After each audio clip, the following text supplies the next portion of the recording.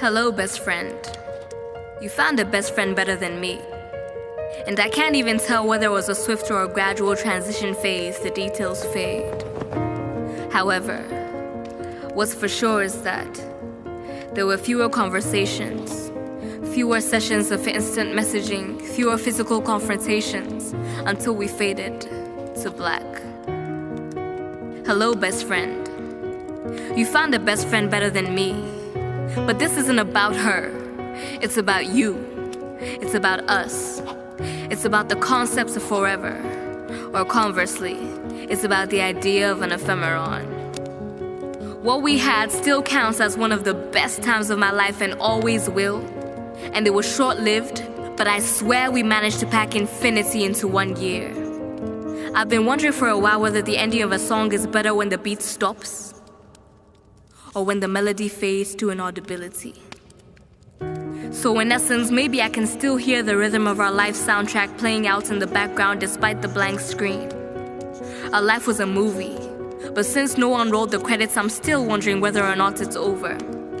But at least I'm certain that I'm no longer the star.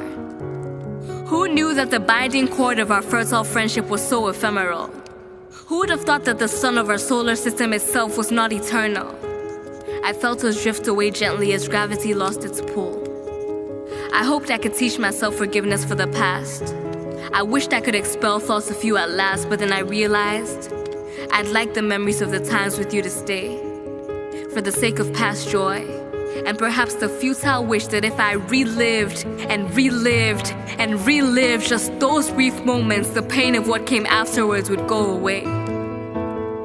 We were once royals of a kingdom that flocked together every day. Years ago, they were calling me the queen of a circle bound so tight by the adhesive of camaraderie, and wild and weird and nonsense conversations and gibberish that no one else understood.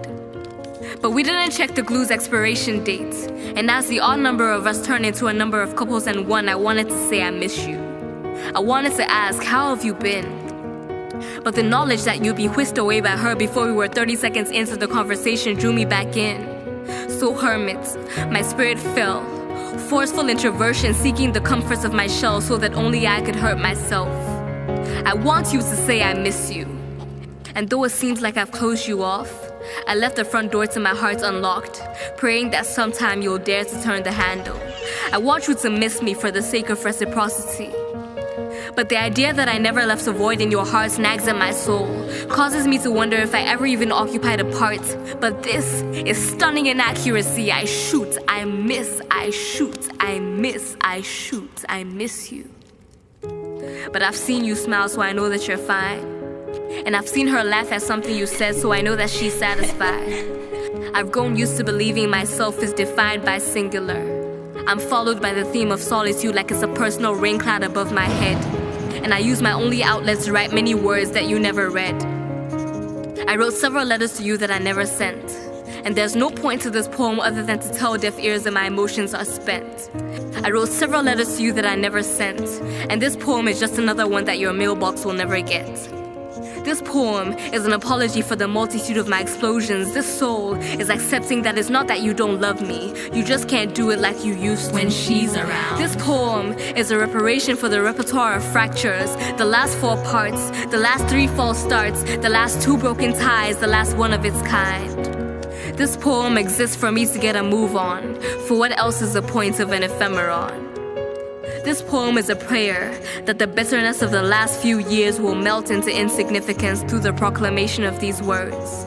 Because my heart is tired of hurt, and this message felt like it needed to be heard at least once before I finally let the pain let you go.